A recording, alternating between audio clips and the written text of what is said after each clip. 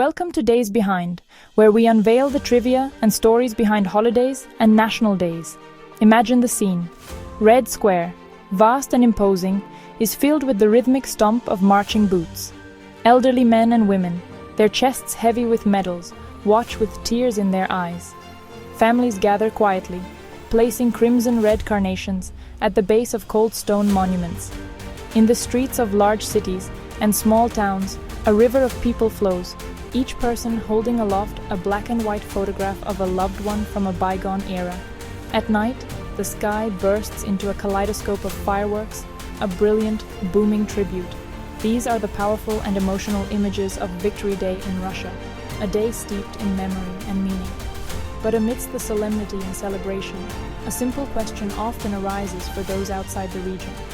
Why does Russia commemorate the end of the Second World War on May 9, a full day after most of Western Europe? This question points to a fascinating intersection of history, geography, and tradition. Victory Day, or День Победы as it is known in Russian, stands as one of the most significant national holidays in the country. It is a day dedicated to honoring the monumental victory of the Soviet Union over Nazi Germany in 1945, an event that concluded a devastating chapter in European history. The victory was achieved at an almost unimaginable cost, forever altering the course of the nation and the lives of its people. For Russia and many of the other former Soviet republics, this day is not merely a historical footnote, but a deeply personal and sacred occasion, a cornerstone of national identity and collective memory, passed down through generations with solemn reverence and immense pride.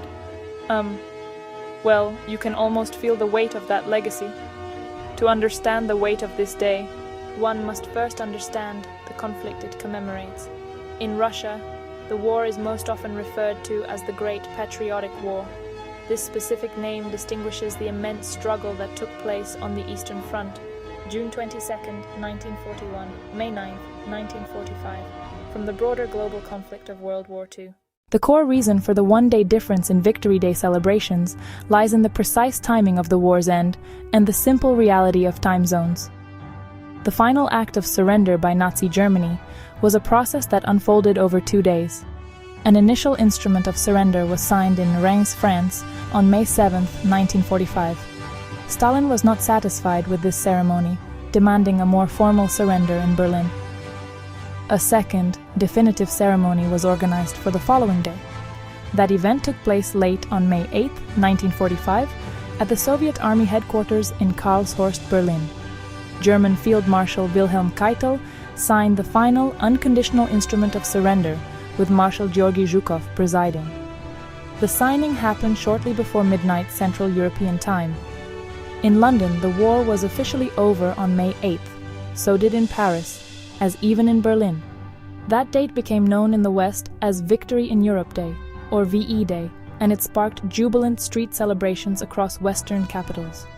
But because Berlin was 2 hours behind Moscow, the clock in Moscow had already passed midnight when the surrender was sealed. By the time Yuri Levitan broadcast the announcement to the Soviet people, it was the early morning of May 9th. The Soviet government decreed May 9th as the national holiday of Victory Day. A simple time zone difference thus created 2 separate commemoration dates that persist today. That chronological detail became deeply significant. It separated the Soviet narrative and its central role in defeating Germany from the Western Allies. Declaring May 9th official was a deliberate political and symbolic act, highlighting the Soviet Union's decisive role, especially on the brutal Eastern Front. Across Russia, Victory Day lives in small places.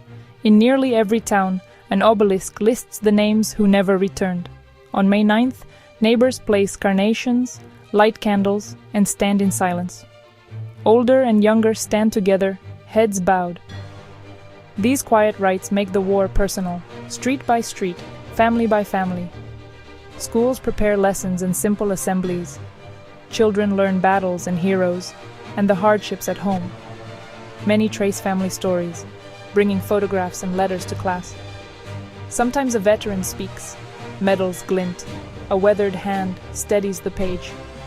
TV replays classic films and newsreels. Living rooms grow quiet. The first grand parade was not on May 9, 1945.